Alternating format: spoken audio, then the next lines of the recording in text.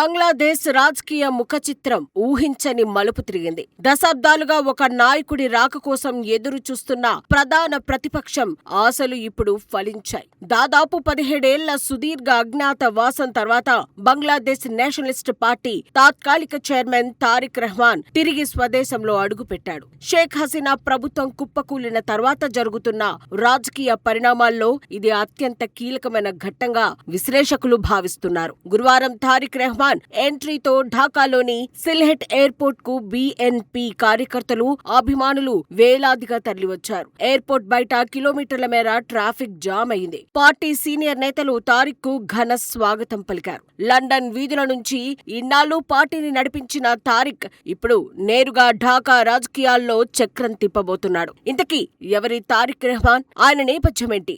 బంగ్లాలో అతని రాజకీయ భవిష్యత్తు ఎలా ఉండబోతోంది?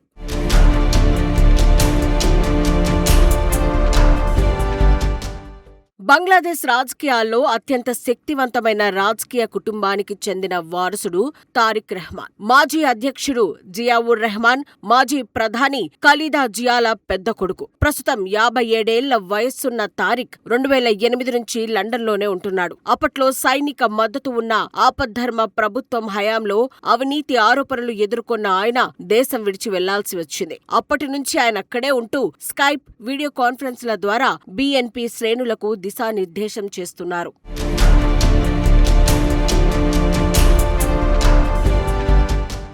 గత షేక్ హసీనా ప్రభుత్వ హయాంలో తారిక్ రెహమాన్ పై అనేక కేసులు నమోదయ్యాయి. ముఖ్యంగా 2004లో అప్పటి ప్రతిపక్ష నేత షేక్ హసీనా ర్యాలీపై జరిగిన గ్రనేడ్ దాడి కేసులో ఆయన్ను ప్రధాన కుట్రదారుగా అభియోగాలు మోపారు. ఈ కేసులో 2018లో ఆయనకు యావజ్జీవ జైలు శిక్ష విధించారు. అలాగే మనీ లాండరింగ్ కేసులో 7 ఏళ్ల జైలు శిక్ష, భారీ జరిమానా విధించారు. ఇవన్నీ రాజకీయ కక్ష సాధింపు చర్యలేనని బీఎన్పీ ఎప్పటి నుంచో వాదిస్తోంది. అయితే ఆగస్టు 2024లో విద్యార్థుల ఆందోళనతో షేక్ హసీనా దేశం విడిచి పారిపోవడంతో పరిస్థితులు తారుమారయ్యాయి. ఇక తాజాగా డిసెంబర్ 2024లో బంగ్లాదేశ్ హైకోర్టు సంచలనాత్మక తీర్పు ఇచ్చింది. ఆగస్టు 21 గ్రనేడ్ దాడి కేసుతో పాటు పలు అవినీతి కేసుల నుంచి తారిక్ రెహమాన్ ను నిర్దోషిగా ప్రకటించింది. కింది కోర్టులు ఇచ్చిన తీర్పులను రద్దు చేసింది. దీంతో తారిక్ స్వదేశానికి రావడానికి ఉన్న అతిపెద్ద న్యాయపరమైన అడ్డంకులన్నీ తొలగిపోయాయి. దీంతో తాత్కాలిక ప్రభుత్వం ఆయనకు త్వరితగతిన ట్రావెల్ పాస్ ను జారీ చేసి ఆయన రాకను సులభతరం చేసింది.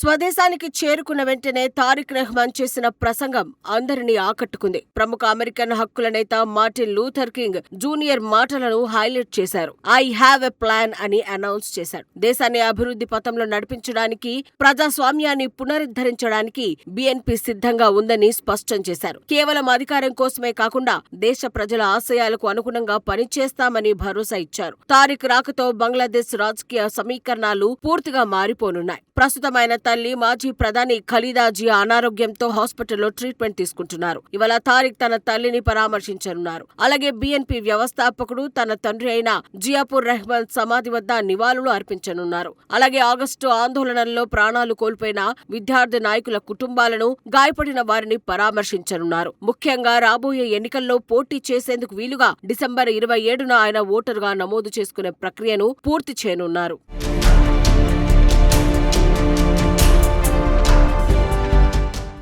ఫిబ్రవరి 2006లో బంగ్లాదేశ్లో సార్వత్రిక ఎన్నికలు జరగనున్నాయి. అవామీ లీగ్ పార్టీ దాదాపుగా కనుమరుగైన ప్రస్తుత తరుణంలో బీఎన్పీకి ఎదురు లేదని విశ్లేషకులు భావిస్తున్నారు. ప్రధాని అభ్యర్థిగా తారిక్ రెహమాన్ బరిలోకి దిగడం ఖాయంగా కనిపిస్తోంది. అయితే ఆయన నాయకత్వంలో భారత్ బంగ్లాదేశ్ సంబంధాలు ఎలా ఉండబోతున్నాయన్నది ఇప్పుడు ఆసక్తికరమైన అంశంగా మారింది. గత అనుభవాలను దృష్టిలో ఉంచుకుని ఆయన విదేశాంగ విధానం ఎలా ఉంటుందో వేచి చూడాలి.